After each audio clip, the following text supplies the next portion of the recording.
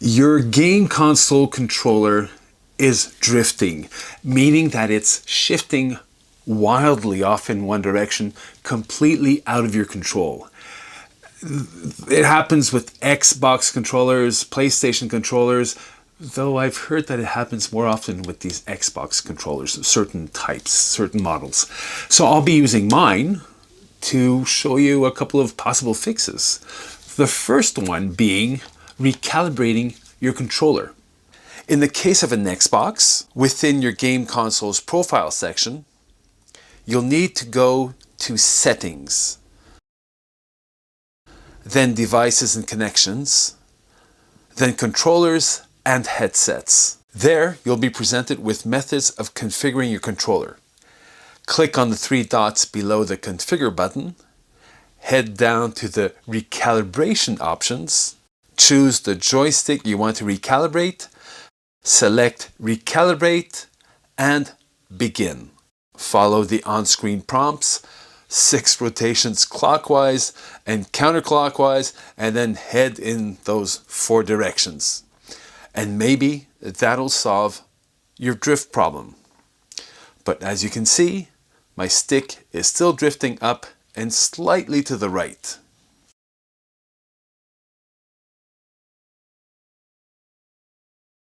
You can try to dislodge dust and debris by blowing into and around the joystick. So you can blow, or you can blow.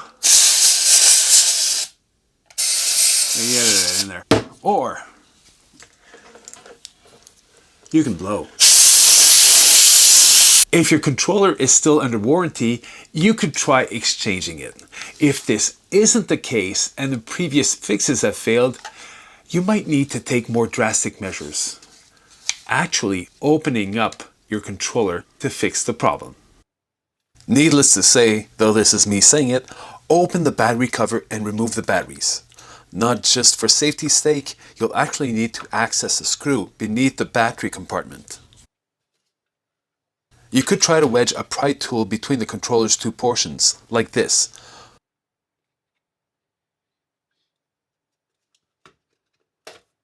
Or a plastic spudger to get an initial hold of this portion of the controller's casing.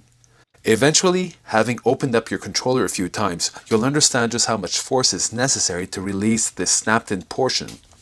I do it by pushing the trigger button in and out of the way and getting my fingertips in there to pull it apart. Then remove 4 T8 Torx screws, 2 per side, and 1 more beneath the warranty sticker, right at the center. Torx screws are incredibly efficient fasteners. They feature a 6-pointed star-shaped head which allows higher torque without slipping or stripping. The drivers I have here are Torx Safety because they have that hole in the center. This type of bit will work with regular Torx and safety Torx. That 5th screw is underneath the center of the warranty sticker, like I said. Then you can remove the controller's faceplate and the joystick buttons. It's also easy to slip the controls out of the bottom half of the case. You can try using compressed air again. Next, if necessary, isopropyl alcohol does wonders in dislodging gunk around the joystick's inner workings. You should know there are several concentrations of isopropyl alcohol, sometimes called IPA, ranging from 25 to 99.99%. Ideally, you get yourself the concentrated stuff to clean electronics, because it leaves little or no residue once evaporated. I'm using a plastic syringe to shoot IPA directly into what I think is the joystick's problem, the potentiometers, and I'll get to that.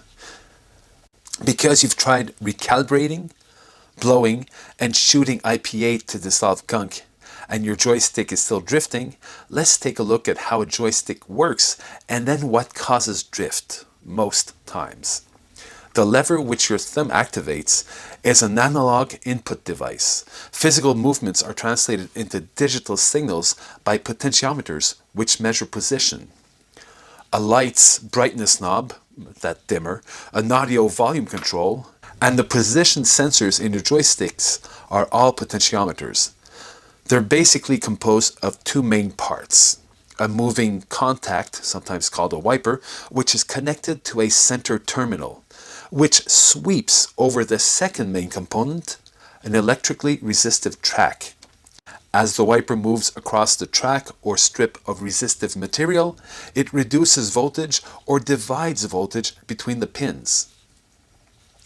And to keep track of all the possible positions your thumbs want your joystick to go, 2 potentiometers are used per joystick.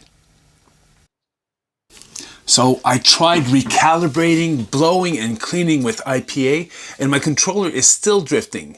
Since a new wireless Xbox controller like this is $85, and I love repairing stuff, my next step is to replace these 50-cent potentiometers.